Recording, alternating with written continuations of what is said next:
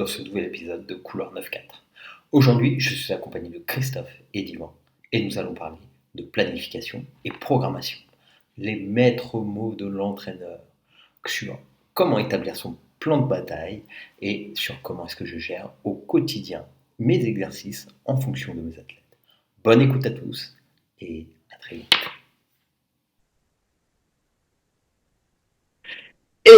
Bienvenue Yvan, bienvenue Christophe. Donc on est sur ce troisième épisode Couloir 9-4. Aujourd'hui, nous allons parler de la programmation et de la planification. Donc des termes qu'on emploie très souvent, dont on entend souvent parler.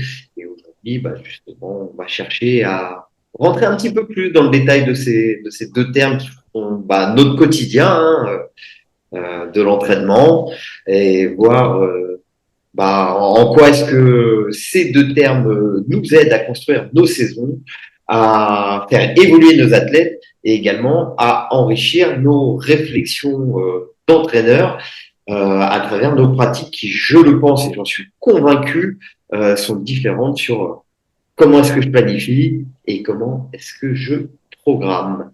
Bonjour Yvan, bienvenue, re-bienvenue. Bonjour Fred. Et salut Christophe, bienvenue à toi aussi. Bonjour à vous deux. Bon, comment vous allez les gars? Comme un début de saison, hein.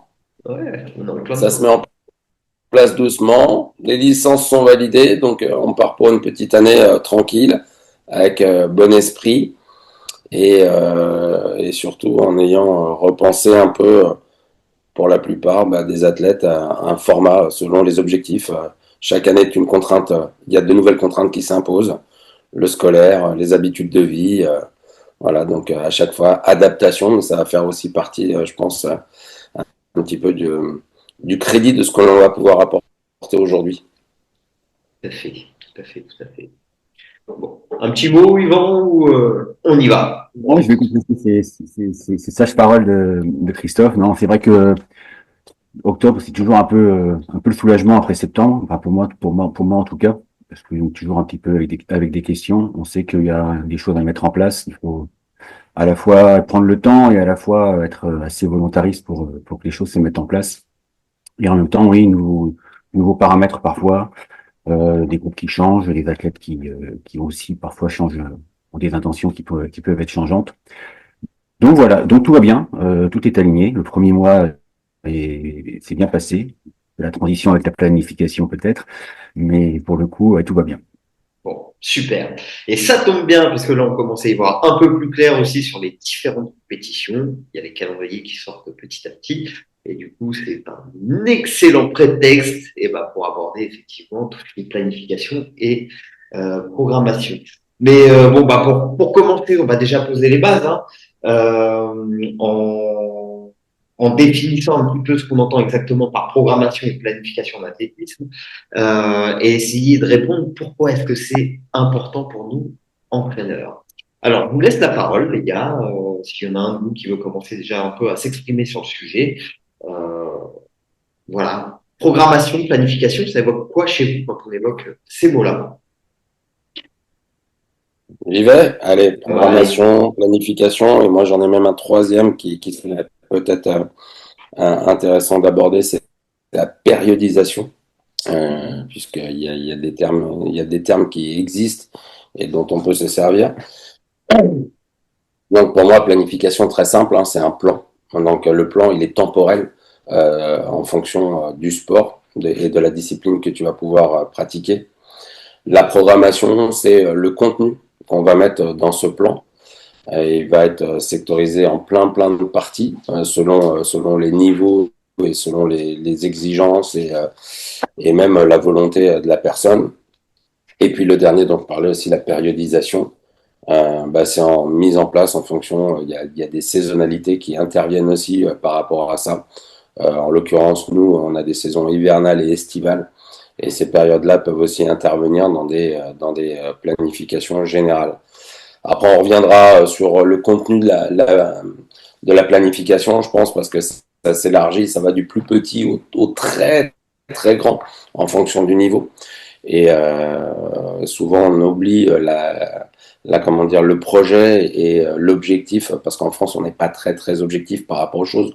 On fait souvent les choses à moyen terme. Mais il y a des gens qui visent à très, très long terme, avec des objectifs de carrière carrément. Et donc, par rapport à ces personnes-là, bah, il faut avoir une vision beaucoup plus large. C'est beau ce que tu Ouais, dis. ouais, c'est magnifique. Comment parler après ça? Non, je reviens un peu sur ce que dit Christophe sur la notion de planification qui, effectivement, nous, elle est quand même majoritairement sur les niveaux d'athlètes qu'on a et sur les organisations qu'on a, organisations club, on est quand même sur des planifications, on va dire, tacitement annuelles, tacitement en tout cas, dans la vision qu'on va avoir. Après, moi, je vais rajouter que c'est parfois difficile, la planification, en tout cas, on peut pas forcément la poser de la même manière selon les disciplines, parce que moi, je vais prendre mon exemple du demi-fond, qui recouvre pas mal de choses. On n'est pas certain de ce que va faire un athlète, par exemple, entre la saison dite hivernale piste et la saison hivernale et la saison estivale piste, avec les opportunités de faire de faire des quelques complètes running. Et donc, de fait, ça met déjà au départ de la variabilité dans la planification. Euh, donc, on pourrait presque parler de planification au pluriel parfois pour certaines disciplines et certains athlètes. Ouais. Tout à fait. Je dirais même plus que oui, il y a cette nécessité aussi d'adaptation, elle est à prendre en compte et que lorsqu'on établit aussi sa planification, c'est un petit peu la stratégie qu'on va essayer de mettre en place en répondant à certaines adaptations aussi du quotidien. Euh, Moi, j'ai envie de vous demander, par rapport justement à cette planification-là, quel est le premier élément? Allez, deux éléments, parce que je vous connais, vous êtes un peu bavard quand même, les gars, et dans vos têtes, ça fuse beaucoup. Quels seraient les deux éléments principaux qui vous permettent justement d'établir ce plan-là à moyen terme? On va parler d'une saison, on va rester sobre. Mais quels sont justement ces deux éléments-là qui vous viennent le premier à l'esprit lorsque vous faites votre planification? Bah, moi, je pense que c'est un peu ce que tu as dit. On a quand même quelque chose qui est entre guillemets euh, régulier, reproductible sur l'athlète. C'est-à-dire qu'on a deux grosses saisons, une hivernale, une estivale. On connaît à peu près les périodes de compétition. On sait, comme le disait Yvan, sortie du mois de septembre, qui est un peu une période un peu floue, où tout le monde doit se remettre en route, que la plupart du temps, la saison va commencer début décembre, voire milieu décembre pour certains athlètes de niveau régional, et peut-être un tout petit peu plus tard pour des athlètes qui ont des ambitions autres, nationales, internationales. Voire même, il y a des gens qui font l'impasse sur l'hiver quand ils ont un très très haut niveau, puisqu'ils sortent de grosses compétitions comme on a eu à Tokyo qui finissent très tard. Et donc, il y a forcément un moment de ressources personnelles qui est important à mettre en place. Et donc, il y a un décalage. Donc, il y a ça pour moi. Et puis, il y a aussi le côté structurel de la chose, c'est-à-dire quel type de structure on va pouvoir incrémenter dans sa programmation. Est-ce qu'on reste dehors? Est-ce qu'on a accès à des structures en salle pour pouvoir s'entraîner, qui fait que derrière, on a des moyens qui sont plus ou moins conforts pour pouvoir aller au plus près de la planification qu'on aurait souhaité et effectivement de l'incrémentation des séances dedans. Donc voilà, moi, c'est les deux choses. Le calendrier qui va faire état et qui fait toujours état. Et derrière, la manière dont on va pouvoir se caler par rapport à ce calendrier avec le côté structurel des choses. Ok. Merci, Chris. Yvan, Moi, sur la question, pour alors compléter. évidemment, le calendrier, il est structurel par définition. On va pas aller faire des compétitions qui n'existent pas. Pour autant, après, comme je le disais, vraiment en demi-fond, on a quand même pas mal de possibilités de courir. On a justement des athlètes qui aiment beaucoup courir ou qui ont besoin de beaucoup courir aussi. Ça, on pourra y revenir tout à l'heure sur l'aspect psychologique. Mais en amont de ça, il y a aussi peut-être le bilan et la projection, le bilan fait avec l'athlète et la projection qui va être faite sur l'année suivante et voire même sur une période voilà, qui peut être sur 2, 3 ans, pour certains qui va intégrer une année où il y aura un examen important, par exemple. Enfin, je pense à des jeunes que j'ai moi. Aussi des parcours, c'est que moi, par exemple, j'ai fait un bilan avec un athlète là, ça fait 3 ans que je l'entraîne. Voilà, le bilan était clair, c'est qu'on a fait des planifications assez courtes pendant 3 ans parce que il découvrait, parce qu'il y avait, je vais employer le mot, une forme d'urgence à avancer, à découvrir. Et puis à un moment donné, effectivement, on a quelqu'un qui est plus capable, plus en envie aussi, de rentrer dans une logique de planification. Et ça, c'est aussi hyper important parce que, bien sûr, l'entraîneur va planifier aussi de manière, on va dire, un peu invisible, sa gestion de groupe, sa gestion collective, la cohérence de ce qu'il va proposer à un athlète, puis après, ensuite à un ensemble d'athlètes. Mais la réalité, c'est que s'il n'y a pas d'adhésion, enfin, on peut avoir un niveau d'adhésion et de compréhension très variable selon les athlètes, et ça conditionne beaucoup ce qu'on peut engager derrière en termes de planification et en termes de ouais, parfois on veut planifier, puis on va complexifier. L'athlète n'a pas encore capacité à se projeter au-delà de 3 à 4 mois. Mais à l'inverse, il faut que ça puisse évoluer dans son parcours, quoi. Là, on est vraiment dans la vision très macro, donc avoir une vision très générale, très euh, ouais, assez large en fait de ce que va être la saison. Mais moi, j'aimerais savoir un petit peu comment est-ce que vous devez arriver à intégrer de la flexibilité dans ce plan et dans cette stratégie, et surtout comment est-ce que ça peut se concrétiser un petit peu au quotidien. Si vous avez un exemple ou deux là, Bah, parce que tout le monde est comme moi je l'avais dit dans la visio précédente, j'essaye toujours sur la première partie là, de septembre de faire plutôt de l'adaptation du jeu et surtout avoir des ressources, comme je dis, j'ai utilisé déjà ce mot-là une fois pour la récupération, mais c'est aussi des ressources en termes d'informations sur les personnes que j'ai avec moi. C'est-à-dire qu'on peut parler d'évaluation. J'essaie de savoir où ils en sont sur les capacités fondamentales et on repart aussi sur des petits basiques techniques sur lesquels effectivement il y a peu de contraintes mais qui doivent être des acquis. C'est pas toujours acquis parce qu'on a toujours aussi des débutants qui rentrent, il y a plein de choses. Mais voilà, j'essaie de fondamentalement axer le travail sur cette première partie-là, sur ce mois et demi jusqu'à la Toussaint, avec un module, comme disait Yvan, peut-être un peu plus découverte, jeu ou de sensibilisation au retour à l'entraînement. Et derrière, effectivement, redéfinir les périmètres de ce que je vais pouvoir proposer aux athlètes, parce que c'est une proposition. C'est pas quelque chose qui est ultra fermé. Parce qu'ils ont tous des attentes différentes, ils ont tous des programmes différents. Il y en a qui veulent, qui changent de club et qui arrivent avec des vraies prétentions et puis se retrouvent avec des emplois du temps de merde. Donc on est obligé de revoir complètement le fondamental de leur choix. C'est difficile, on n'en parle pas précisément, mais il y a des adaptations qui sont faites au quotidien avec des besoins qui vont être différents. Donc voilà, c'est plutôt sous cette forme-là. Maintenant, chaque année, c'est son lot de découverte aussi, hein. Il y a des gens qui, d'une année sur l'autre, sont plus ou moins motivés, comme disait Yvan également. On sort de la découverte, on rentre un petit peu plus dans le dur. Donc, il faut faire attention. La notion aussi dans la planification de charge, qui est importante, parce qu'effectivement, moi, je pense on l'abordera après, mais tout le monde peut faire toujours la même chose, aussi bien comme les professionnels. Je me dis, voilà, la discipline, si tu veux faire du saut en longueur, il faut faire du saut en longueur. Après, c'est de l'adaptation de charge. Voilà. C'est pas parce que tu sais pas faire un cloche que tu vas aller faire autre chose. Tu apprends à le faire. Et puis, il y a des gens sur le cloche, par exemple pour le triple, tu vas avoir une maîtrise qui est plus ou moins affirmée, et puis d'autres qui vont être en mode découverte. Mais l'exercice existe. Et il faut le faire parce que ça fait partie des prérogatives de la discipline.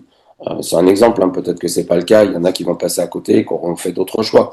Mais voilà, nous, par exemple, moi, la vitesse à la perche, c'est un truc qui est récurrent. C'est-à-dire qu'on va le travailler tout le temps. cette notion, même s'ils sont un peu fatigués parce qu'on fait un peu d'aérobie, etc., ça sera un des paramètres importants à maintenir. C'est-à-dire que l'axe volontaire, le registre volontaire de la discipline, c'est la vitesse. Et on ne peut pas passer outre. Même si tu as un petit peu de fatigue, il faut que tu arrives à trouver cette ressource-là. Donc voilà, ça reste sur des éléments factuels liés aux contraintes et aux besoins de la discipline.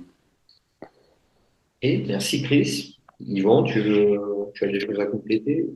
Je compléterai juste sur la notion un petit peu de calendrier. C'est vrai que nous, par exemple, demi-fond, voilà, demi-fond long, on commence directement, par exemple, il y a la saison de 5K maintenant, qui est un peu nouvelle, qui est intéressante, notamment pour des demi-fondeurs pas trop longs, quoi, par rapport à avant où c'était forcément du 10K ou rien. Et donc, du coup, par exemple, on a les LIFA qui tombent régulièrement, autour du 20 septembre. Et quand on a l'opportunité d'avoir les France, comme on les a eu, notamment assez proches pendant 2 ans à Saint-Omer, clairement, on a déjà, en fait, une saison, et donc, du coup, on va devoir un peu anticiper ça même avant le début de saison, au sens classique, avant le début de saison associatif. Et finalement, ces trucs-là, il faut, comme je disais tout à l'heure, il faut arriver en septembre à la fois cool avec certains, et puis à la fois avec déjà des choses bien précises. Et par contre, là où je rejoins complètement Christophe, c'est que une fois que ces paramètres-là sont posés, on va avoir des composantes dans un groupe différentes. On va tendre à avoir un entonnoir qui va se lisser un peu. Et en tout cas nous, pour mi-octobre, fin octobre, ça y est, tout le monde arrivera à peu près avec le même niveau, en tout cas, d'implication possible.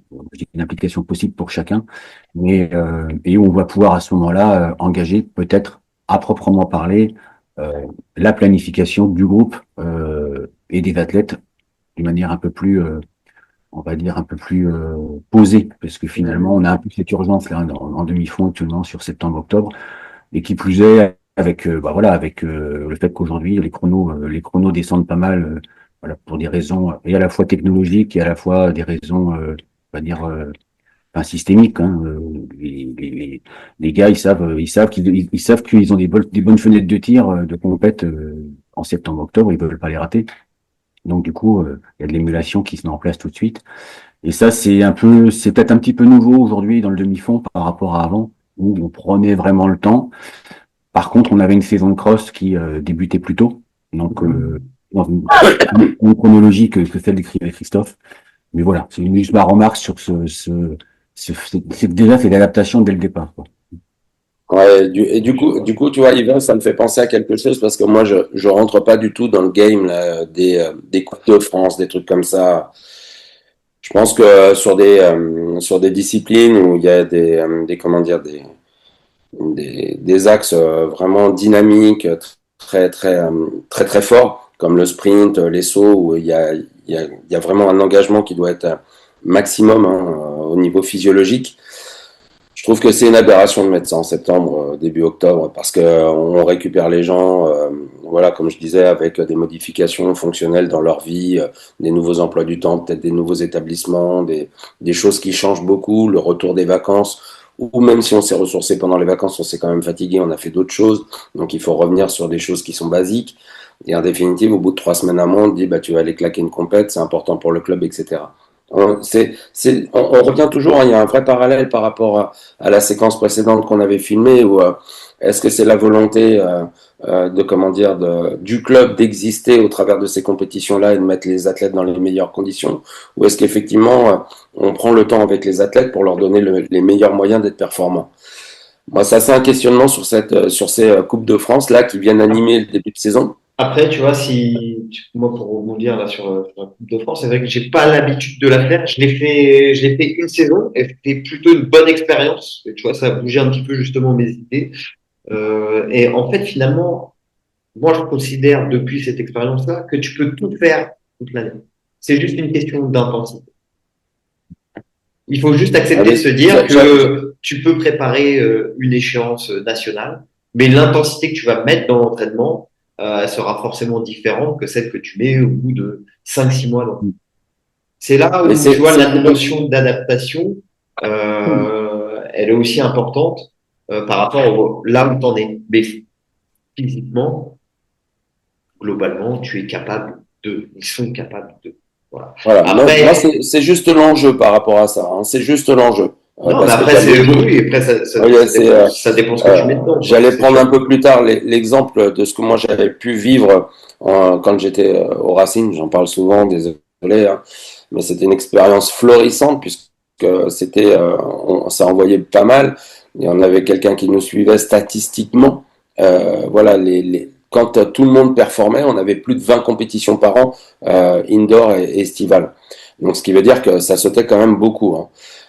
Maintenant, effectivement, comme dit Yvan, lui dans sa programmation, c'est préintégré parce qu'il y a un vrai phénomène de course récurrente là sur du 5K qui peuvent s'absorber physiquement, physiologiquement et dans un module d'entraînement peut-être un petit peu plus court. Nous, effectivement, on peut très bien aller à la Coupe des Sceaux, faire un truc pour rigoler. Sauf que moi, j'ai aussi des athlètes sur le plan mental, aller sauter après 2 mois et demi d'arrêt ou 2 mois d'arrêt parce qu'ils sont au niveau départemental, régional, tu vois, ils recommencent juste, ils ont très peu de repères, ça les amuse pas de faire 40 centimètres en moins de leur record. Oui, bien sûr. Donc, pour d'autres athlètes avec un autre niveau, effectivement, on peut le mettre dans un cadre d'analyse, comment dire, de perception de leur niveau à un moment T, et se dire, voilà, on part de là, on revoit des choses, et effectivement, on le remet dans le cadre d'une programmation avec des petites certitudes, hein, parce qu'il n'y a qu'un mois d'entraînement. Mais effectivement, je suis d'accord avec toi. Et de toute façon, les formats qui commencent à professionnels, hein, je dis pas institutionnels, mais professionnels, qui commencent à être proposés aux athlètes avec des trucs où tu vas faire des compètes de plus en plus souvent en estival, va amener à ce genre de choses. C'est-à-dire qu'à un moment, on va lisser les compétitions tout au long de l'année, mais à quelqu'un qui est de niveau départemental, voilà, il va avoir 3 compètes l'hiver et 3 compètes l'été, hein. Mm. 6 pour faire de la performance entre guillemets, hein, Oui, bien individuelle, hein, sûr. se donner les moyens d'être performant, même si nous on met du contenu derrière, ça reste quelque chose de léger pour pouvoir aller faire des compètes. Donc c'est un Mais, système qu'il faut bouger aussi en termes de propositions pour les planifications, mais tu quel vois, que soit le niveau. c'est là où tu vois, on va pouvoir rentrer justement un petit peu plus dans le détail de la planification et comment est-ce qu'on découpe les choses. Bah là, comme vous le disiez, effectivement. Donc là, j'ai mon plan annuel, ok. J'ai mes compètes qui sont alors, j'en ai en hiver, j'en ai en été. Donc déjà, ça me scinde ma saison en deux. Et alors, moi, ce que j'ai tendance à faire, c'est pour moi, dans ces deux De instants de bloc. saison, enfin, hiver-été, je sépare encore en deux, voire même en début de saison en trois, parce que j'ai un petit site de reprise, ça me fait déjà un premier bloc. Et ensuite, je vais avoir ce qu'on appelle aujourd'hui pour appeler ça un mésocycle de préparation. Donc, qui va durer entre 6 et 12 semaines. Et ensuite, je vais avoir mon cycle de compétition. Et à travers, bah, justement, ces blocs-là, je vais chercher à travailler sur 3, 4 semaines à chaque fois, en cherchant à travailler des qualités un petit peu soit de vitesse, soit de force, et puis avec différents soutiens. Donc moi, c'est comme ça que je fonctionne. Euh, les blocs là que je vous définis là de 3, 4 semaines, j'ai une idée un petit peu de ce que j'ai envie de faire, mais je laisse la porte à la possibilité de se dire que je peux inverser certaines choses. Mais ça, c'est moi qui souhaite fonctionner comme ça. Et forcément, en fonction du moment et comment j'avance, il y a aussi un jeu entre le volume et l'intensité que je mets aussi en place. Bon, ça, moi, c'est ma vision, c'est ma manière de faire. Maintenant, est-ce que vous avez une autre approche? Comment est-ce que vous fonctionnez par rapport à ça? Moi, j'ai une vision qui est proche de la tienne, au sens où on va forcément définir des périodes et arriver à les identifier, ne serait-ce que pour que l'athlète puisse voir un peu l'intention qu'il y a derrière. Voilà, si on lui demande d'être vraiment, et les athlètes à un moment donné, ils ont besoin d'entendre que le cycle va pas être trop dur. Et derrière, après, ils arrivent à se caler un petit peu. Donc, une identification de cycle, c'est quand même hyper important. Alors, elle peut être faite par rapport à une compétition, par exemple, une compétition finale. Elle peut être faite en faisant démarrer sur un test VMA si on a l'opportunité à un moment donné de le faire. C'est assez basique, mais c'est des bons. On a la possibilité. On parlait tout à l'heure de la contrainte du calendrier. On a aussi quelque part, on est aussi un peu maître de la flèche du temps sur certains aspects, euh, toute proportion gardée. Mais ces éléments-là, effectivement, ils doivent nous amener. Euh, Nous, en demi-fond, effectivement, on a la saison hivernale, alors qui aujourd'hui est devenue un peu plus complexe et différente. Alors, comme disait Christophe, on parle toujours comme des anciens, mais la saison de cross aujourd'hui, elle est beaucoup plus courte. Pour les jeunes qu'on entraîne, elle est aussi beaucoup plus courte parce que le cross en scolaire, certains en font, mais pas tant que ça. Et du coup, comment on va un petit peu, on va dire, organiser ça. Comme je disais, moi j'ai le 5K qui vient, qui a dynamisé un peu. Cette année, j'avais essayé de monter une équipe 4x8, 4x8 filles, finalement ça n'a pas pu. Mais à un moment donné, on a du temps devant nous. On a 6 semaines, on a 7 semaines. Donc, effectivement, qu'est-ce qu'on met dedans et qu'est-ce qu'on ne met pas? Qu'est-ce qu'on fait comme choix de ne pas dire, voilà, maintenant, là, il n'y a pas de compétition. Ou alors, on en met une avec un aspect ludique, sans, mais effectivement, là, nous, ce qui tombe très bien, ce que je trouve très intéressant maintenant, c'est le relais cross, où on est sur quelque chose d'assez court. On vient quand même commencer, on a touché un petit peu la boue et les parcours dégueux.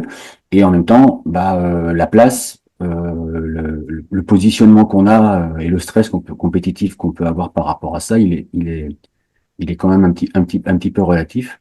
Et ça, je trouve ça intéressant pour amener justement des temps forts après, sur la saison de cross, janvier, mi-février, ou janvier, début mars pour ceux qui font les France. Et moi, j'ai cette approche-là, mais qui va après varier selon les profils. Un coureur de 8 qui veut faire du cross court, on va utiliser le cross, mais à un moment donné, on va pas faire que ça, quoi. Donc voilà un petit peu aussi comment on va mixer, amener les compétitions en levier, et puis mais pas oublier, et c'est là que la planif est importante, c'est qu'est-ce qu'on veut mettre dedans comme attendu dans le développement de l'athlète, et pas seulement être sur du chronologique, de l'émotionnel, qui est très important aussi dans l'entraînement, mais qui justement peut avoir le travers de nous détourner finalement de notre intention sur l'année. Oui, Ouais. t'as cet objectif de forcément chronométrique ou métrique. Et puis après, tu peux avoir aussi d'autres étapes et d'autres exigences qui te font avancer aussi, qui te permettent de construire ta saison. Ça peut être des exigences techniques ou d'autres choses encore, ou des caps mentaux, ou des choses comme ça. Où là, ça peut justement être des points de repère aussi dans ta programmation. Ouais. Oui, Christophe, je sens que tu voulais partager Non, ouais, non, non, parce quelque que chose. chacune de vos interventions, on est en mode réflexion et au départ, Ça fume, ça fume. non, non, non, pas vraiment. Chez moi, non, pas vraiment. C'est plutôt cool, hein. Non, non. Mais en fait, j'étais en train de me dire, voilà, on peut partir sur quelque chose de extrêmement basique et de se dire, voilà, c'est à peu près calé, comme tu disais, on a comment dire, d'une organisation qui peut être assez fondée. J'avais, comme tu nous avais demandé de travailler un petit peu, j'avais travaillé un petit peu, tu vois. Non, non, non, c'est que du talent, les gars. Faut Non, pas non, donner les coulisses, on fait que là, du talent, c'est que de l'impro, c'est. ouais, non, non, il y a un petit peu. En tout cas, c'est bien parce que ça ramène toujours à de la réflexion et à de la théorie de base, mais en même temps, ça remet aussi les choses dans le bon ordre. Donc, quand on parle de planification comme ça, tu vois, moi, je suis parti du plus petit au plus grand. Donc, pour redonner du sens avec la séance que tu fais au quotidien, le microcycle qui va correspondre à une petite étape de plusieurs séances. On a parlé déjà de mésocycle qui va faire état de plusieurs microcycles, même si c'est une seule construction et pas plusieurs constructions. Alors, après, il y a le macrocycle qui va être, lui intervenir peut-être un peu plus structuré en termes de mois, 3 semaines d'entraînement, une semaine de récup. Après, vous avez les mégacycles et après, il y a encore les gigacycles. Donc là, on passe par exemple mégacycle, quelqu'un qui va s'entraîner pour des championnats du monde avec une étape à 2 ans. Un gigacycle, quelqu'un qui va s'entraîner sur une Olympiade avec un projet à très long terme. On pourrait même dire quasiment le projet de carrière. Parce que si le mec il arrive à se préparer pour 4, en général, c'est au moins un ou deux avant et au moins un ou deux après pour récolter un petit peu ce qu'il a pu faire. Donc on est sur des séquences qui sont très très longues. Moi, bah, aujourd'hui, en vous écoutant, je fonctionne un petit peu différemment. Moi, je vais partir sur le principe que je suis très scolaire, parce que les gens que j'ai sont sur du scolaire. Et donc, en fait, je fais une planification qui est moyennement chargée, avec une intensité qui est plutôt moyenne. Mais par contre, je vais faire ça sur 6 ou 7 semaines, ce qui correspond plutôt à des cycles scolaires. Et durant les vacances scolaires, il va y avoir le principe de ressources. Effectivement, on part, on se ressource, on coupe quelques jours, etc. Et en définitive, en faisant ça, je suis plutôt dans une continuité qui peut-être irait à moyen terme sur de la compétition qui serait organisée tout au long de l'année. C'est-à-dire que les gens seraient toujours prêts, avec, comme tu le disais Fred, une capacité d'être moyennement performant en début et très performant à la fin, ou très performant au milieu, un petit peu moins performant après le milieu, sur les trois quarts, et reperformant sur le dernier quart. Donc voilà. Et en fait, créer comment dire, des orientations de travail dans ce sens-là. En sachant que, si on est quand même juste et réfléchi, le principe de modification physiologique ou métabolique dans les différentes physiques, physiologiques et métaboliques, si on prend les trois, ça commence quand même à prendre un petit peu de temps à se mettre en place. Donc quand effectivement on va faire des cycles d'entraînement de 3 semaines, une semaine, voilà, tu stimules, tu vas peut-être rentrer sur de l'excentrique ou des trucs très particuliers pour des gens déjà qui font de la compétition, qui font de la musculation, etc. Sur des trucs où tu as des phénomènes de récupération. Mais en même temps, est-ce que sur 4, 5, 6 séances, tu arrives à avoir un objectif réel? Je suis circonspect. Surtout que la plupart du temps, on a les gens qui viennent s'entraîner 1 heure et demie à 2 heures. Donc avec des temps qui sont très courts d'entraînement. Moi, je me souviens quand j'ai commencé à entraîner en Racing en 96. Je vous parle d'un C'est-à-dire temps que le les cycle moins dernier, les mecs. d'enfants Hein. N'oubliez pas, ne peuvent pas 1996. connaître. Eh oui. La la la la la. Donc en 1996, on faisait quand même des séances qui faisaient 4 à 5 heures d'entraînement. Ça, on prenait le temps parce que la musculation, si on respectait tous les temps de récup, les programmations, le contenu de la programmation. Moi, je débutais, hein, donc à l'époque, je prenais tout ce qui existait à Besançon. Il y avait des gros pôles d'expertise au niveau de la préparation physique, qui sont devenus après des modules communs pour devenir préparateur physique. Donc, on avait Cometti, toutes ces personnes Barzola, etc., qui amenaient du contenu. Et donc, voilà, ils nous mettaient quand même dans des situations où l'entraînement prenait un temps considérable. Donc du coup, aujourd'hui, moi, je suis dans une autre version où j'ai très peu de temps. Par contre, le temps, je le récupère dans la durée. C'est-à-dire que j'ai fait plus des cycles de 3 semaines. Je vais m'allonger mes cycles sur la période scolaire avec un petit peu de relâchement pendant les vacances et repartir sur quelque chose d'autre. Ouais, et en définitive, c'est ce que j'ai fait quand j'entraînais Jad El Aouzi. On n'avait pas de cycle vraiment conçu de façon classique. Et elle était toujours performante tout au long de l'année. Elle se débrouillait très très bien pour être performante sur les différents prérequis fédéraux, puisqu'elle avait la chance d'être top 3 chaque année sur la discipline du saut à la perche. Ouais, là, tu parles de mésocycle, macrocycle, tout ça. Moi, ça me ramène quand même aux bases, hein, qu'on doit aussi beaucoup à l'école soviétique qui a fait énormément avec des mecs comme Tudor Bomba. Ah, on va pas voir le livre, c'est dommage. Bon, je vais le citer quand même. Il y a des gros bouquins qui existent justement sur ça, qui permettent de mieux voir un petit peu ce qu'est la périodisation et puis la programmation. Donc, il y en a un qui s'appelle Periodization de Tudor Bompa. Donc, ça, c'est des petites pépites à lire. Alors, malheureusement, c'est rarement disponible en français et c'est des éditions qui sont très, très rares. Donc, voilà. N'hésitez pas à aller chercher ces bouquins parce il y a de quoi réfléchir, il y a de quoi reposer des bases de la programmation. Et il y avait aussi un gros bouquin qui s'appelait Super Training, pareil, d'un auteur russe qui s'appelait, alors je vais pas écorcher son nom, mais il faut taper Super Training, programmation, et puis les livres, je crois que c'est Robert Kochki, avec les nombreux, j'ai toujours un peu de mal. Voilà, petite parenthèse refermée pour rendre à César à ce qui appartient à César. Voilà. Petite question, moi, que je me pose en fait tout le temps quand je fais mes programmes d'entraînement au quotidien, ma planning, c'est je me dis, mais qu'est-ce qui valide le fait que ce que j'ai fait soit pertinent? Moi, ce qui me permet de savoir que mon programme d'entraînement est pertinent, par exemple, c'est ma séance technique de la semaine. Voilà, ça veut dire que si ma séance technique, elle est à chier et que je retrouve pas tout ce que j'ai envie de revoir à l'entraînement, et ben je me dis que en fait ma programmation, elle est pas top. Ok? Et donc, il faut que je rebouge. En revanche, si je vois que ça progresse et que ça évolue sur le technique, ça veut dire que j'ai dans le bon sens. Moi, ça, c'est mon point de vue, toutes les semaines, mon évaluation. Elle se fait sur ma séance technique, ma séance spécifique. Donc ça, c'est mon truc. Maintenant, vous, est-ce que vous avez d'autres idées, d'autres outils que vous Ouais. utilisez? Moi, je travaille, là, je l'ai pas fait depuis le début de l'année, mais on a fait tous les tests de vitesse, là, sur les différentes portions de vitesse que je veux travailler pour la perche.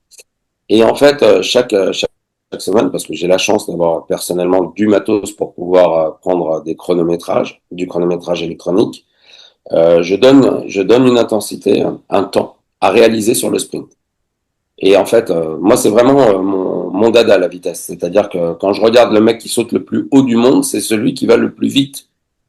Donc, pour moi, au-delà de la technique qui s'acquiert dans le temps, la vitesse, c'est quand même quelque chose qu'il faut stimuler quasiment à 100%. D'ailleurs, lui, euh, pour ne pas le nommer Duplantis, son truc, c'est mon entraînement, c'est de la vitesse et de l'explosivité. Alors forcément, il y a différents types de vitesse, et il y a différents types d'explosivité, mais en l'occurrence, on est là-dessus. Donc moi, là-dessus, j'ai vraiment, je mets l'axe sur la compréhension de ce que font les athlètes. C'est-à-dire que moi, je leur donne, voilà, on va travailler à 80% de votre vitesse, et ça peut réduire en fonction de la distance que l'on va faire, mais par contre, j'ai des temps précis, et je leur dis, voilà, toi, tu dois faire tel temps, tant de fois, avec tant de récup pendant la séance. Alors, si par exemple, on est sur 50 mètres, on va dire, tiens, tu as 12 fois 50 à faire, tu te mets sur tel temps, et tu déclenches le chrono, tu as l'horloge qui est au bout, et le mec, il sait qu'il est dans le temps qu'il doit réaliser. Déjà, compréhension de l'exercice, il y a une donnée technique qui rentre dedans sur le placement, etc. Mais par contre, il doit absolument rester dans son prérogative de vitesse. Et si effectivement il n'est pas dans son prérogative de vitesse, il continue la séance. Je me suis vu sur des 12 me faire que 9 courses avec certains athlètes parce qu'ils descendaient toujours d'un centième. Moi, je demandais un centième de moins sur la séance. C'est-à-dire qu'on fait une moyenne, il y a un fichier Excel, moi je regarde le résultat, je rentre le résultat, chaque course dans le fichier Excel. Si à un moment, à la neuvième, il est en dessous de tout, de ce que j'ai demandé, il peut arrêter, puisqu'on a sollicité de la vitesse. La vitesse, elle est très bonne, et voilà, c'est mon prérequis. La technique, ça demande plus de temps, nous, à la perche. Donc, je ne vais pas axer là-dessus. Par contre, je veux que cette notion de vitesse reste prédominante dans leur registre de compréhension de ce qu'ils doivent faire. C'est si t'as pas de vitesse, tu sautes pas. Sans moteur, un avion ne décolle pas. C'est les trucs basiques, tu sais, quand t'entends saute plus haut, mets le moteur. Bah, mec, si tu sais pas courir, tu sauteras pas. Donc il y a un moment, Jean Galfian disait toujours le saut à la perche, c'est courir le plus vite possible et aller se confronter à un mur au piqué. Mais c'est réel parce qu'il y a beaucoup de gens qui ralentissent alors que la fonction première, c'est la vitesse. Donc voilà, il faut qu'on ait cette notion de vitesse sous différentes formes, hein.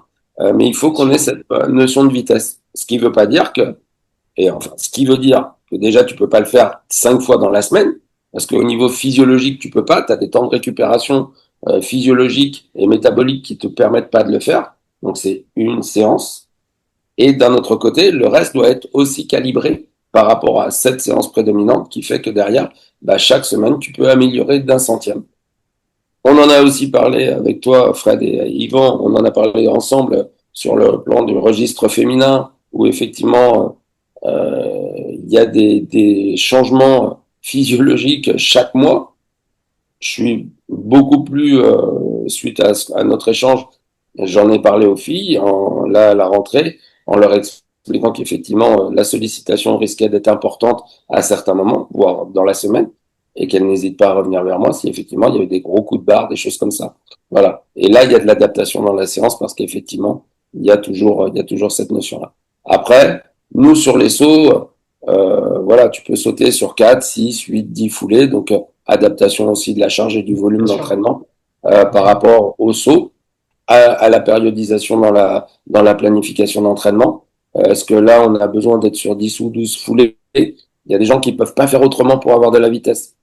C'est pas grave, on s'adapte, mais on adaptera aussi un peu le reste pour qu'effectivement il ait des ressources sur 10 ou 12 alors que les autres sont sur 6 ou 8. Donc voilà, en termes de nombre de sauts, on n'a pas les mêmes choses, on n'a pas les mêmes ressentis, on ne peut pas créer le même objectif, mais par contre on s'adapte et on reste toujours avec toujours la notion de vitesse et l'adaptation structurelle tout autour pour l'entraînement. Merci, Chris. Très complet. Yvan? Je vais essayer de faire court parce que le sujet est riche, mais nous, en demi-fond, on a quand même un élément, c'est qu'on est quand même souvent avec des évaluations de chrono dans les séances. Donc, on a maintenant pas mal d'athlètes qui on leur Garmin, hein, ni plus ni moins. Donc pas mal de retours d'infos après les séances. Concrètement, bon, idéalement, moi, les athlètes que je traîne le plus, c'est que je les vois 3, 4 fois par semaine, et après ils vont des séances à faire individuellement. Donc après, on va dire, il y a l'échange, le ressenti. Et puis sur la planif, ce que j'aime bien voir, moi, c'est que par exemple, quand tu augmentes un peu le volume d'une séance, 2 jours après, une séance un peu typée, pas une spé, mais enfin pour quelque chose qui est quand même dans la gamme de ce qu'on prépare, voir une amélioration il y a une rep de plus et ça passe bien. Au lieu de faire des 1000, on met des 1200 et on a les mêmes chronos. Et puis après, il y a le visuel, quoi. C'est-à-dire que on va voir si quelqu'un est en train de forcer ou pas. Et ça, c'est comme tu dis, pour répondre à ta question première, comment on valide que notre planif elle est bonne? Bah oui, ça c'est important parce que et puis après il y a l'aspect statistique aussi, même si chaque athlète est différent. Si ça marche sur un et que les 15 autres ils sont flingués, a priori la planif elle est pas bonne quoi. Enfin là-dessus, donc c'est un peu ces éléments-là qui font que derrière on va avoir aussi parce que quand on s'entraîne régulièrement en demi-fond, il y a quand même une application un peu individuelle sur certains entraînements aussi. Donc il faut que l'athlète il ait confiance au process aussi. Et donc à l'idée que la planif, elle a évalué la charge, elle a évalué l'intensité, elle a évalué la progressivité, et que l'athlète se retrouve dedans avec forcément les ajustements après de la programmation selon voilà les profils, la fatigue. Mais bon, globalement, on part quand même de quelque chose où on a envie que ça se passe bien. Et en tout cas, en demi-fond, les athlètes aiment bien arriver à une compète en pensant que ce qu'ils ont fait à l'entraînement était bien et avoir des éléments de ce type-là, quoi. Et justement, là, on parle de comment on mesure l'efficacité un petit peu de notre programme. Il y a quand même un risque majeur, c'est tout ce qui va être la surcharge, le fait de s'adapter mais trop tard, ou une récupération aussi insuffisante. Comment est-ce que vous prémunisez justement de ça, de ces effets-là aussi de l'entraînement et qui, par moment, sur l'exemple que tu citais, des exemples que tu citais, Yvan, c'est comment est-ce qu'on fait justement pour s'adapter justement à chaque cas individuel par rapport à la fatigue, à la surcharge d'entraînement et à la perception aussi de l'entraînement. Je vais enchaîner directement, effectivement, par rapport à une charge idéale. On a quelqu'un qui arrive, qui est fatigué, qui a eu un petit coup de froid. Bon, clairement, l'échange avec l'entraîneur est un peu essentiel parce qu'en fait, l'athlète sait que il va venir chercher un accompagnement, quelqu'un qui va lui dire, c'est pas grave, t'avais, je sais pas, dans un cycle de 3 semaines, t'avais 18 séances à faire. Il y en a une qui doit sauter, on doit faire moins bien. Il y en a peut-être 2, 3 qu'on doit lisser un peu. Bon, clairement, on le fait. On le fait et on le fait valider, autant que possible, on le fait valider par l'athlète pour que derrière, il invalide pas et qu'il voit pas que le cinquième ou le dixième du verre à moitié plein, quoi. Et les ajustements se font comme ça par l'échange, idéalement en séance, mais même après, moi j'ai pas mal d'échanges avec mes athlètes, voilà, quand ils me disent j'ai pas bien dormi, j'ai une réunion tard, enfin, etc., etc. Bon, bah, du coup, à un moment donné, on adapte et on va jouer sur la séance, la faire sauter, diminuer l'intensité, diminuer le volume et le faire pas forcément que sur une séance, parfois sur deux, trois séances où on va lisser un peu ça, parce que souvent la fatigue, bien sûr que l'athlète aime être entendu du coach qui va lui dire, ok, c'est bien, t'es fatigué, on va ajuster, mais la réalité c'est que en général, quand il y a de la fatigue, elle disparaît pas parce qu'on a enlevé une séance, ça va disparaître parce qu'il va y avoir une adaptation un peu plus longue, quoi. Chris, t'as coupé ton micro, amateur. Ouais, c'est parce que je suis un petit peu malade, je voulais pas vous embêter en toussant. Ouais, la réflexion d'Yvan, elle me ramène toujours au plan physio et métabolique, c'est-à-dire que chaque personne a un métabolisme différent, des facultés de récupération différentes, et quand moi tout à l'heure je parlais du chronométrique qui me permet de voir où en sont les gens, parce que je les laisse autonomes dans la séance, hein, ça c'est important aussi. C'est que comme disait Yvan, ils ont des Garmin pour le demi-fond, voilà, ils vont tout voir. Moi, j'ai des amis là qu'en ont, ils peuvent même voir le seuil de fatigabilité qu'ils ont au réveil avec une jauge, donc ça peut être un élément factuel. Je trouve que pour moi, en France, on va pas assez loin dans la connaissance des gens. C'est surtout ça qui m'embête. Sur les entraînements que j'ai vus, tu vois, même moi au club, encore il y a peu de temps, il y a des mecs qui partent faire de l'aérobie en je sais pas trop quoi comme séance. Je les vois passer à côté du sautoir, les mecs qui font de l'aérobie, ils sont tout rouges, ils respirent plus. À mon avis, t'es pas en aérobie. Bon, le mec, il a explosé. Donc pas de test, pas de test, pas de charge, on connaît pas la charge. Le mec, il est parti pour courir, quoi. Donc ça, je trouve ça dommage parce que on respecte, c'est bien parce que la théorie veut que cette séance, comme disait Yvan, la théorie est bonne.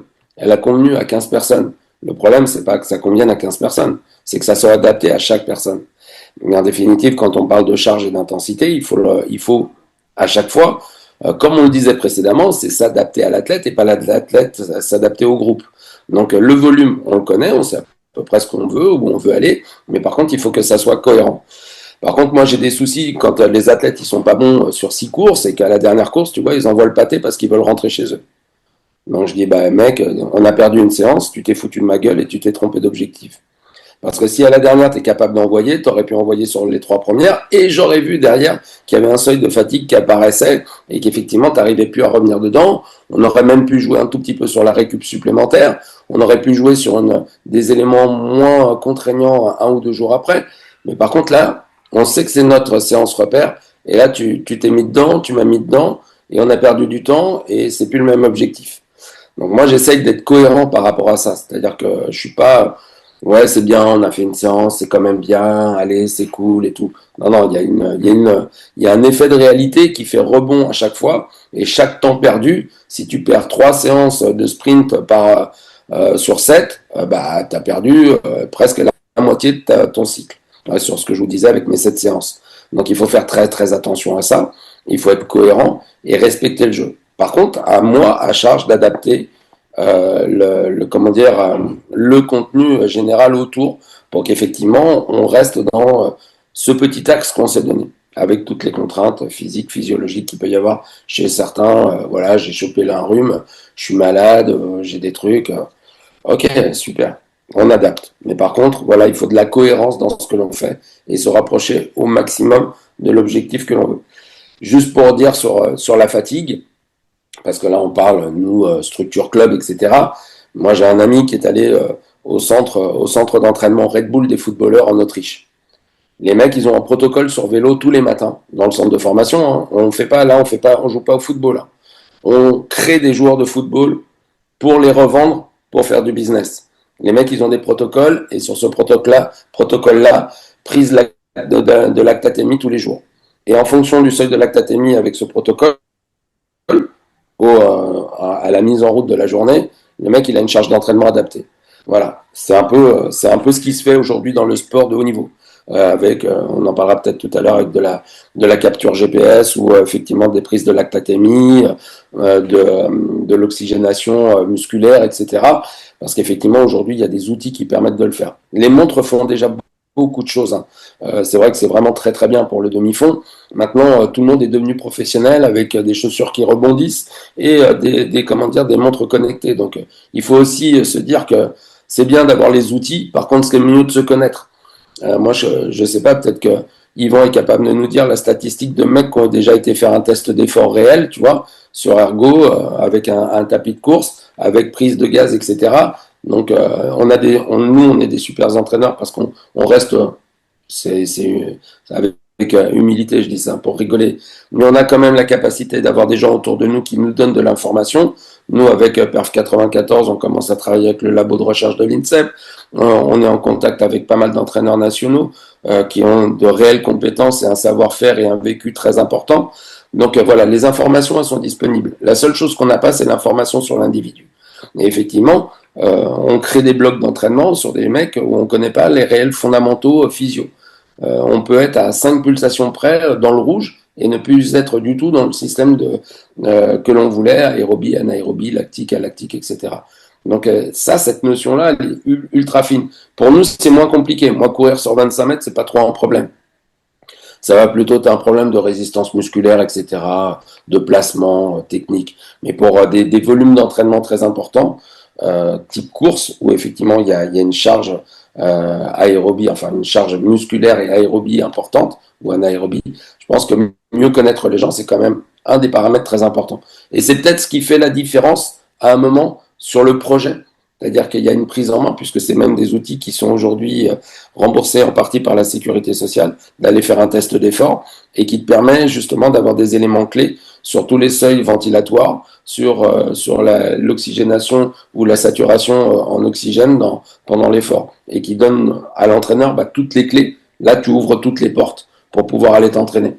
Après, effectivement, il y a encore des outils qui viennent pendant la séance accompagner la prise de mesure sur la lactatémie qui peuvent venir accompagner l'entraînement, mais ça requiert un budget et il n'y a que Charenton qui peut le faire, quoi. Moi, ce que j'ai souvent tendance à dire, c'est quand même que le maître mot de l'entraîneur, de l'entraînement, c'est adaptation et flexibilité. Et comme là, vous le disiez, la connaissance de l'individu qu'on a en face, elle est quand même très importante par rapport aux exigences aussi qu'il y a de la discipline. Donc ça, c'est aussi des choses à prendre en considération quand on fait son plan, quand on fait ses programmes. Et c'est pas parce que on a écrit quelque chose sur le papier, que c'est quelque chose qui va se réaliser à son. En formation, j'ai souvent tendance à dire ça aux jeunes entraîneurs qui se lancent dans l'activité, c'est que sur le papier, ce qu'on a prévu, c'est toujours parfait et ce sera toujours nickel. Mais dans la réalité, on est confronté à d'autres choses et ça nous demande forcément de nous adapter. Moi, ce que je retiens aussi et ce que j'ai tendance souvent à voir, c'est que notre activité, elle est de plus en plus confrontée à l'utilisation de la technologie, que ça soit à travers, comme là vous l'avez évoqué, les Garmin, les ergos, et les accéléromètres, toutes ces choses-là. Selon moi, je pense qu'il y a un vrai champ à investir là-dedans pour se rapprocher de plus en plus d'une programmation fine et individualisée. Ça, c'est mon point de vue. Après, effectivement, ça demande aussi à se renseigner, à se former et également un investissement financier. Ça, on va pas se le cacher et c'est peut-être pas à la portée aussi de tous. Mais bon, ça, c'est que ma vision des choses. Est-ce que vous avez aussi des idées ou des choses comme ça sur l'avenir de la planification et justement l'aide de toutes ces choses extérieures, enfin, de tous ces nouveaux outils là qu'on puisse sur lesquels on peut avoir accès ou pas d'ailleurs. Est-ce que c'est des choses sur lesquelles vous êtes sensible? Bon, Christo, on voit bien que t'es très sensible à ce sujet. Moi, je vais faire court par rapport à ça, pour une fois. Je suis sensible au sujet parce qu'effectivement, je pense que quand j'ai commencé à entraîner en fait en 96, voilà, c'est suite plutôt à un échec personnel. Hein. Tu arrives, tu fais 5,30, 5,40, à un moment tu progresses plus, pour X raisons, tu commences à prendre des gens en charge et tu as envie de pouvoir élargir ton champ de connaissances et tu vas vers les personnes qui te semblent le mieux. Déjà, moi, je suis allé vers les personnes dans ma discipline qui me semblaient le mieux pour pouvoir, sur certains points. Donc, j'ai pas été voir quelqu'un pour tout. J'avais identifié des ressources chez certaines personnes, je suis allé les voir. J'ai commencé à bricoler avec ça, mais j'avais l'impression d'être un magicien qui sortait un lapin du chapeau, quoi. Je veux dire, c'est quand tu sais pas qui tu as en face de toi, et la plupart des gens qui viennent te voir, ils te disent hey, c'est bien ce que je fais, c'est bon et tout. Mais déjà, dans le temps, c'est un temps long l'entraînement en termes de construction d'individus. Et surtout, après, j'ai eu la chance de faire mon BE2 là, à l'INSEP, où déjà, je suis rentré un peu plus dans le dur avec les connaissances physio et et tous les intervenants qui sont passés m'ont apporté énormément de choses. Et derrière, j'ai basculé dans le tennis professionnel où, je le répète toujours, 50 000 dollars pour t'entraîner. Et derrière, le mec, des vrais tests dans tous les sens. Et tu sais qui t'as en fonction de toi, en face de toi, et tu sais comment l'entraîner. Donc ça, c'est quelque chose qui est pertinent. Après, je me dis, si je sors de ce système-là, qu'est-ce que je peux faire? Ben, j'ai acheté du matériel petit à petit, j'ai créé ma propre assos, j'ai eu un peu de thunes. Voilà, à chaque fois, j'ai complémenté le système. Maintenant, ce qui moi m'intéresse, c'est ne pas mentir aux gens. Ne pas mentir aux gens. C'est factuel. Voilà. Je pense que si tu veux entraîner des gens, faut pas mentir. C'est pour ça que c'est bien d'avoir des cellules, parce que si je discute avec quelqu'un et que je donne un faux temps, déjà, je suis un gros menteur. Donc, j'ai niqué la séance de la personne.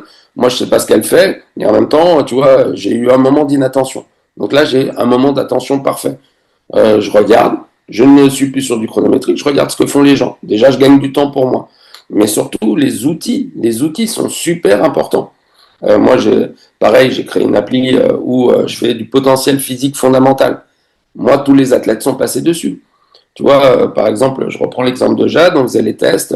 Quand elle faisait les tests, alors c'était 30 mètres, endurance, multibond, lancer de medicine ball et souplesse. La petite nana, quand tu lui enlèves l'endurance, elle est à 73%, donc c'est niveau international, ce qui était 73% de résultats, c'est énorme. Hein. Tous les tests viennent de grandes fédérations internationales.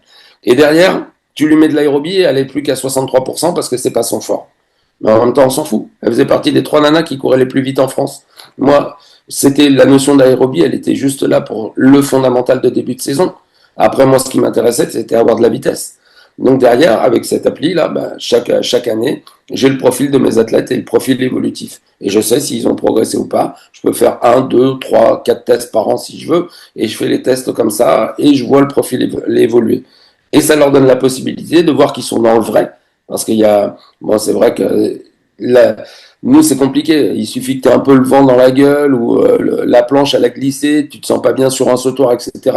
Et ta perf, elle est pourrie. Pareil pour le demi-fond, tu cours, tu as 20 mètres secondes dans le nez, bah, tu n'as pas la même perf que si tu étais dans des bonnes conditions. Donc, il y a toujours les facteurs extérieurs interviennent sur la performance. Par contre, si l'ensemble, j'avais dit que je faisais court, je fais court, je finis. Si effectivement les facteurs d'entraînement amènent à effectivement valider une évolution, déjà on est dans le vrai avec les gens et on a réussi notre job, c'est-à-dire on fait évoluer l'individu qu'on a en face de nous. Après, la compétition, on n'a pas parlé de l'axe mental ou encore du suivi à côté avec la structure médicalisée qui peut venir en soutien pour de la récupération, etc. Il y a d'autres leviers qu'il faut absolument mettre en place à partir d'un certain niveau pour qu'effectivement tout s'enchaîne et tout s'emboîte correctement pour que le projet tienne la route. Quelle était la question, Frédéric? Oh, t'es méchant. Oh, le vilain. Le vilain. Je pense qu'il regarde Netflix en même temps. C'est pas possible. Moi, je suis toujours intéressé par ce qu'il dit. C'est incroyable. Non, c'est pas ça que j'ai dit, c'est pour répondre à la question de Frédéric, puisque je crois que c'était. Non, c'était ton approche justement par rapport à tous ces outils c'est ça, exactement. qui se démocratisent de plus en plus. Voilà, donc c'était pas du tout pour bâcher Christophe, c'était pour. Ah, mais je sais bien. Quelle est la question? Bah oui, comme je disais, nous on a pas mal d'outils aujourd'hui, mais qui sont finalement presque plus les outils des athlètes que les outils des coachs. En tout cas sur la population qu'on a, il y a des groupes qui sont entre guillemets de haut niveau où là les outils sont les outils des coachs et qui sont proposés aux athlètes. Ce qui est intéressant, c'est en tout cas pour nous coachs un petit peu à l'ancienne aussi, parce que finalement on n'a pas utilisé ça quand on courait, donc on va être assez humble aussi devant la pratique de comment j'utilise ma montre connectée finalement. Euh, quel est l'intérêt réel, comment l'athlète va pouvoir l'utiliser en fonction de ce qu'il a envie de faire. Mais c'est sûr que par exemple aujourd'hui, si j'ai un athlète enfin, oui, globalement tous les athlètes que j'ai sont fiables en termes de loyauté à l'entraîneur sur les informations qu'on donne, sur ce qui est voilà ce qui est exploitable. Mais un athlète qui va prendre des informations à partir de sa montre connectée sur son HRV par exemple, bah moi j'ai envie de dire oui je prends l'information pour adapter pour programmer. Euh, Comme je vais prendre l'information sur quelqu'un qui va me dire bah ça fait 2 séances là je suis dans le jus, j'y arrive pas. Je pense que faut aussi s'ouvrir à ces éléments-là. Après, la manière de le faire, selon la population, l'implication, c'est comment est-ce qu'on arrive à mettre de l'intérêt dessus, à l'industrialiser un petit peu ou pas en tant qu'entraîneur, parce que finalement, bah oui, les datas, s'il n'y a pas de continuité dans les datas, ça reste, c'est bien. Moi, j'aime bien avoir quand même des datas parce que ça permet d'engager un échange, ça permet d'avoir une réflexion. Mais par contre, si les datas sont pas, on va dire, régulières et fiabilisées par leur régularité, c'est compliqué. Et moi, j'avais pris un abonnement Nolio là pour voir un petit peu comment je pouvais fonctionner avec certains athlètes. Bon, aujourd'hui, je dis pas que j'ai pas abandonné l'idée, mais on va dire que tant mes athlètes que moi, entre guillemets, on n'est pas assez mature sur l'usage des nouvelles techno pour en faire un usage un peu plus important, quoi. Ça veut pas dire qu'on n'y arrivera pas, mais ça veut dire qu'aujourd'hui, voilà, ça demande que les informations soient déchargées régulièrement, que le coach y aille régulièrement, que le coach y accorde de l'importance et puisse aussi finalement avoir quelque chose de fiable pour y accorder de l'importance. Bon, moi, c'est des limites que je vois, mais c'est des limites qui ont vocation à bouger parce que toutes ces choses-là arrivent beaucoup plus aussi dans la culture des athlètes, quoi. Ouais, je pense qu'il Mais y a, il je y a pense aussi un peu que de... c'est là où, bah, excuse-moi Christophe, Hum. mais oui, je pense qu'effectivement, il y a un temps aussi d'adaptation et d'appropriation de ces nouveaux outils, de voir ce qu'on peut en faire ou pas. Et il y a aussi le contexte quotidien qui fait que, bon, bah, forcément, quand tu as un groupe de X personnes, c'est peut-être plus délicat des fois d'utiliser une nouvelle technologie qui vient d'arriver, où tu n'as pas eu le temps vraiment d'appréhender, euh, plutôt que si tu as juste une ou deux personnes, là, tu as aussi un peu plus de temps sur le retour et sur l'analyse de ces données. Voilà. Vas-y Christophe, pour finir, et puis Ouais, après ouais, c'est on va juste, conclure. je dis que c'est aussi le danger de rester un peu passif par rapport à ça parce que toi, tu vas être sur ton petit ordi avec ton fichier Excel à faire ta programmation, tu vois, chercher tes pourcentages, etc. Et pendant ce temps-là, tu as les athlètes qui sont sur des forums et qui échangent avec des millions de personnes en même temps sur les modalités d'une meilleure séance par rapport aux résultats qu'ils ont eu, etc. Et donc je pense qu'il faut faire super attention à ça, parce qu'aujourd'hui, l'entraîneur, c'est le fusible primaire, quoi. Comme dans pas mal de sports, mais en tout cas par rapport à la technologie, voilà, dans 3 mois ou 6 mois ou 2 ans, sur le demi-fond, ChatGPT fera plus de choses cohérentes que le fait Yvan, parce qu'effectivement, il y a des ressources planétaires qui sont mises dedans. Et effectivement, si t'es pas formé par rapport aux outils, c'est compliqué. Et tu peux même avoir des retours d'athlètes qui viennent vraiment te casser les pieds en te disant, ouais, mais je comprends pas. Les mecs, ils font pas ça, tu vois, ils progressent, etc. Mais pourquoi tu fais ça? Et il y a un moment, on peut être acculé, parce que si on n'a pas le background nécessaire pour pouvoir venir se confronter à ces nouvelles interrogations, alors que notre savoir, il est théorique, il est basique, il est fondamental. Mais par contre, il y a une puissance derrière techno qui arrive et qui fait que ça peut créer des soucis.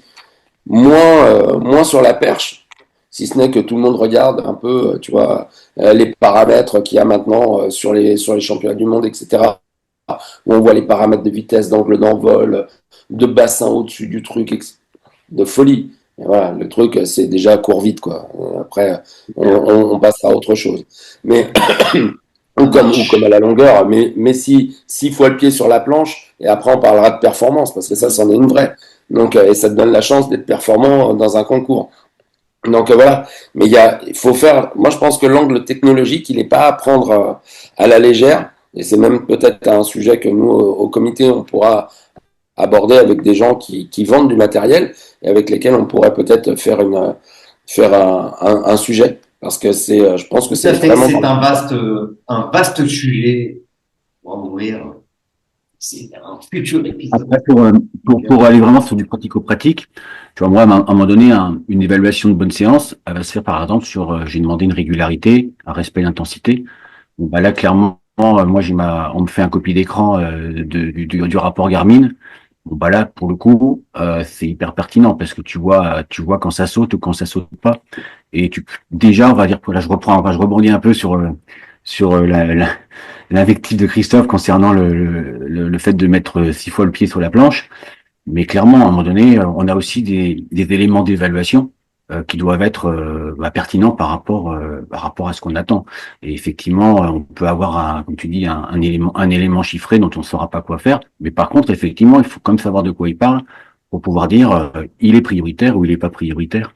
Tout à fait. Parce que moi, après, et pour revenir toujours sur notre planification, c'est aussi parce qu'on pose une planification et que elle est cohérente que derrière, tous ces éléments qui peuvent être à la fois les meilleurs des choses et à la fois très perturbants, en tout cas ne soient pas perturbants dans la construction de la saison, parce qu'au final, de toute façon, si l'athlète entre guillemets est détourné un petit peu ou est dans le doute, que l'entraîneur a ou n'a pas la capacité de lever ce doute-là, c'est quand même le résultat final et la manière dont la saison se sera passée qui validera quand même le boulot fait, quoi. Ça marche. Eh ben, merci les gars. Pour conclure, eh ben, on fait notre traditionnel coup de gueule. Qui commence? Ouais, Ah, c'est Christophe. Yvan, et il est chaud, ça se voit. Non, moi j'ai pas de coup de gueule. Comme je l'ai dit au tout début, pour moi octobre est un mois de récompense du travail fait en septembre et à tout niveau, au niveau associatif. Et moi, mon coup de cœur, c'est que il commence à faire mauvais et on sent que les crosses vont bientôt arriver. Et mon coup de cœur c'est que les France de cross seront à Carhaix cette année. Donc, vous connaissez mes origines, mon attachement à la Bretagne. Et donc, mon coup de cœur sera pour les France de cross à Carhaix cette année. Super. Merci Yvan. Chris? Et ben, dans la continuité du poste de la dernière fois, c'est les athlètes du Val-de-Marne avec Alex Déo qui était encore au championnat du monde à Tokyo et qui a bien fonctionné, voilà, qui a fait un très bon relais. Et également, là, un peu plus chauvin sur le saut à la perche avec Ethan Cormon, qui est du Val-de-Marne, de Maison-Alfort. Les deux d'ailleurs sont à Maison-Alfort, qui fait une finale de perche après pas mal de galères et qui revient. Donc ça, c'est à confirmer. Jeune athlète, hein, parce que je crois qu'il a 23 ans uniquement. C'est ça, c'est ça, c'est ça, c'est ça. Et donc voilà, c'est bien parce que résilience, travail, résilience et performance derrière. Dans le cas de la résilience, Renaud Lavillenie, indestructible, une entrée de concours à 5,75. Il y a peu de personnes dans le monde qui le font. Et c'est le daron, quoi. Le mec, c'est le boss. Il a réussi. Formidable. Et mon petit pincement au cœur, c'est pour Thibaut, parce qu'effectivement, avec la famille Collet, on est assez proches. Et encore une place de 5e, mais résilience totale. Il a pris une énorme banane au jeu à Paris. C'était très compliqué, avec une très grosse blessure en cours de saison. Il s'est remis dedans. Et en fait, voilà, c'est ce qui est à retenir sur les trois, la phénomène de la perche, là, qui font finale et finaliste sur les mondes à Tokyo, c'est que la résilience est possible, que le travail paye toujours. Moi, j'avais deux petites choses à rajouter, puisque si on devait faire comment dire, des comparatifs par rapport à d'autres sports ou à notre vécu, moi j'ai eu la chance de rencontrer deux personnes qui m'ont un peu inspiré. La première, c'était Yannick Noah. Et quand je lui avais amené des gamins au niveau du tennis pour échanger, les gamins lui demandaient qu'est-ce qu'il faut pour être fort. Et lui, il avait répondu, c'est thématique au tennis. Quand tu rentres sur un terrain, il faut savoir pourquoi tu es là. Quand tu t'entraînes, il faut vraiment le faire. Et si tu sors de la séance que tu n'es pas fatigué, c'est que tu peux recommencer. Donc ça, c'était son premier truc, à prendre avec des pincettes, mais en tout cas, ça donnait la notion d'investissement, puisque lui, quand il était arrivé du Cameroun, il avait tout fait pour être fort. Et le deuxième, c'est le dernier que j'ai rencontré grand dans le tennis, pareil, qui s'appelait Bob Brett, et qui était l'entraîneur de Boris Baker, de Goran Ivanisevic, Marian Cilic et bien d'autres, et qui est décédé il y a 1 an et demi là. Et à un moment, j'avais discuté avec lui et il m'avait dit, tu sais ce qu'il faut pour être fort? Je lui dis, ouais, s'entraîner. Non, il me dit pas ça. Il m'a dit en anglais, you must give and give again, and sometimes you gotta give back. C'est-à-dire que tu dois donner de toute façon. Et peut-être qu'un jour ça passe. Mais par contre, voilà, en tout cas pour les 3 qui ont fait les championnats du monde, c'est exactement ça. Les mecs étaient blessés mentalement, physiquement, et ils sont revenus parce qu'effectivement, ils ont tout donné. Et je crois que c'est là-dessus qu'il faut s'appuyer. Et le suprême, c'est Gressier, qui s'est battu contre des tonnes de mecs chargés à bloc. On a dit un coup de cœur. Ouais, mais si on parle... Ouais, mais là, il faut être un peu chauvin, putain, pour une fois, là. Oui, le mec champion du monde, les gars. Champion du monde et encore une médaille derrière. Ouais, non, c'est énorme, fort. parce que, c'est très, très fort. Parce que la médaille de champion du monde, faut aller la chercher. Et surtout, ce qu'on a, nous, en France, c'est qu'on a des one-shots. Et que le mec, 7 jours plus tard, il te remet ça et il reprend une médaille. Et il y a peu de gens qui peuvent le faire. Et je pense que dans l'athlète, c'est quasiment unique d'avoir à 7 jours sur des distances aussi impactantes avec comment dire, une concurrence aussi forte, de pouvoir réussir cette performance. Voilà, moi, je suis pas demi-fond, mais j'admire les mecs. On le rencontre, on l'avait rencontré puisqu'il va changer de centre d'entraînement là, mais on le rencontrait régulièrement à l'INSEP l'année dernière. Et j'avais eu la chance de pouvoir lui dire que ce qu'il faisait était exceptionnel. Et je regrette pas ce que j'ai dit parce que c'est vraiment un mec exceptionnel. Voilà. Merci Chris. Moi, mon coup de cœur, je vais faire court. Un bouquin. La préparation physique au niveau chez Fort Trainer. Voilà. Pourquoi? Parce que c'est fait avec plein d'experts, que c'est simplexe, ça reprend tous les éléments de la complexité de la préparation physique qui peuvent être très complexes. Ça reprend tous ces paramètres et ça les rend de manière très abordable et utilisable sur le terrain. Donc ça, c'est un petit coup de cœur de lecture. Ça faisait longtemps que j'avais pas lu un bouquin sur l'entraînement comme celui-là. Donc voilà, je souhaitais le mettre en avant. Petit coup de gueule, un coup de gueule, championnat du monde. Je vais être le seul un peu grincheux à avoir un coup de gueule. C'est Fred Kerley, ancien champion du monde, qui aurait dû être l'image un petit peu aussi d'un sport propre et qui l'a par faire en contrat faire cette connerie et cette merde de Enhanced Game. Donc les jeux dopés, voilà, ça c'est mon coup de gueule. Je trouve ça inadmissible quand on est un super sportif de haut niveau avec un palmarès comme le sien, qui a fait rêver quelques gamins, qui a fait aimer l'athlète à quelques gamins, retourner sa veste comme il le fait, même si c'est pour des raisons financières. Et voilà. Eh ben écoutez les gars, c'est comme ça que ça se conclut. Je vous remercie encore une fois d'avoir participé à ce numéro. Merci. On se retrouve très prochainement. Merci à tous et bonne écoute et on se dit à très vite. À bientôt. Bonne écoute et bonne saison à tous. Bon entraînement. Bye. Également.